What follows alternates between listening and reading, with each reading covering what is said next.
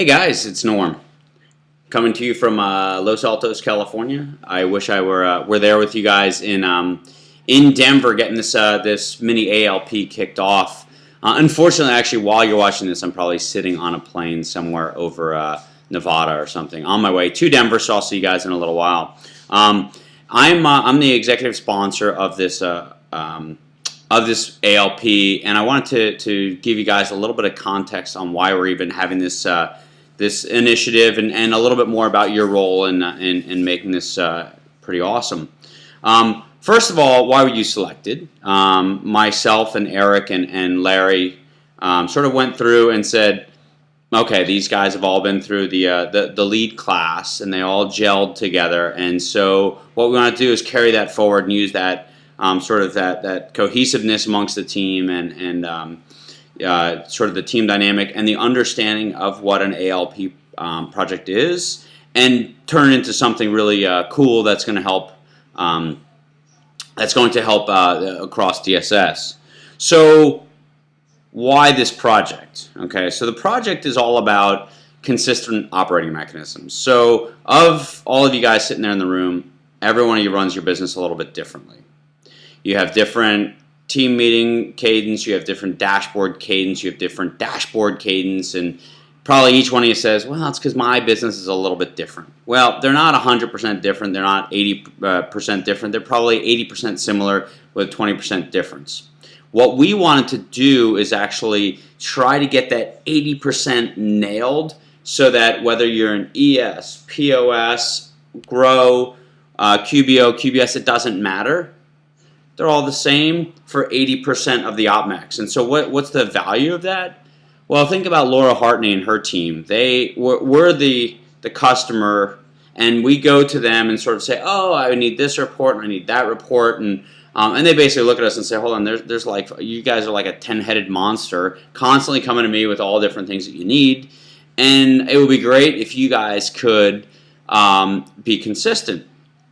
The other thing then is, for all of you and your managers, there's a lot of time that you're spending gathering data and trying to synthesize data, and not doing the role your highest value is delivered in, which is analyzing the data, drawing conclusions, and developing action plans.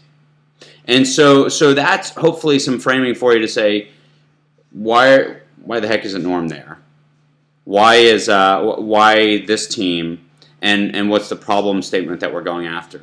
I think that the opportunity is then, if we have common operating mechanisms that have the same, that we're using the same language, the same process, and the same rhythm, we'll be in a lot better shape, because then we know, hey, every Tuesday we're all doing the same thing, and it'll actually help in so many different ways. The other thing is we're trying to utilize a lot of the things that you did in the lead class last year. So I'll give you a couple of three areas that I think are really important that you guys will demonstrate over the course of this ALP. The first is change leadership, and with the change leadership model that we've developed at Intuit, it's such an integral part of everything that we're going to do now and in the future. And we want you guys to actually take that change leadership model and put it in action as you develop the ALP project. The other thing is interaction styles, and figuring out how you guys can work together as a team, a high-performing team that's going to be spread across a lot of different locations, and you still have your business to run and everything else. So a lot of it has to do with that. And then the other part is D for D and innovation, because what we want you to do is really think really big, go narrow, use some of the D for D principles that will help you get to a great conclusion. The other thing I want to sort of talk about are some of the principles, and I touched on a little bit of them earlier, but first is 80-20 rule. Everything that you do, you're not going to solve for every single work group for every single instance. Focus on what are the things that actually you can solve across and are consistent for 80% of you. The second is you have to think upstream and downstream. This is not about your work group, okay? This is about DSS. This is about your business unit as well. So if you're only solving for your work group, and how do you hit your own numbers, you need to reset. What you need to focus on is how do my frontline leaders, their teams, roll up to my work group, that roll up to DSS, that roll up into a business unit. How do I make sure that those sync?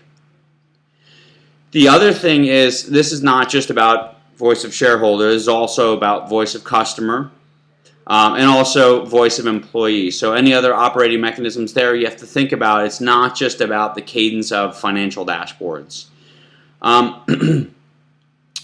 The other thing is, if you'll notice, you guys are all sales leaders, but so who you don't have involved at this point is finance. You don't have Laura Hartney's team in reporting, and you don't have operations there, I don't believe. If there's somebody operations in the room, I apologize if I offended you. You know, what we decided to do is try to keep the team small so you guys can be nimble and move quickly. But as an ALP team, one of the most important things you do is you guys identify who are the people you need to bring in and when. So you'll probably very quickly say, gosh, we can't do it. Once we figure out what the cadence is and what the OpMecs are, you might actually quickly come to the conclusion that you need a certain number of reports, so you need to bring in Laura's team. You might need some financial analysis, so you might need to bring in people on Ala's team. Things like that, that's the expectation on this team, that you guys will think through those things and bring in all the necessary resources to make this successful. The other thing that you want to think about is, your goal is to shift your focus and that of your teams into a position that they're analyzing data and taking action, not gathering data. Because that's a waste of everybody's time. So everything that you do, think about, okay, so if we can get to 80% and we can give one spec over to Laura and her team, you'll be in a much more powerful position that all of the work groups are, excuse me, maybe I should edit that out. But all the work groups are coming together with one ask, and then we're in a much better position. Gap and root cause, obviously very important. You don't want to just sort of have information that looks really cute. You need to very quickly be able to take the data and turn it into action, and the only way you're going to get to action is through gap and root cause. So that's really the project in a nutshell. I actually think it's a very cool initiative, because the group of you sitting in the room today, you have the opportunity to actually rewrite the operating mechanisms for our work groups. As you're likely aware, we're switching to Tuesday dashboards starting in early March.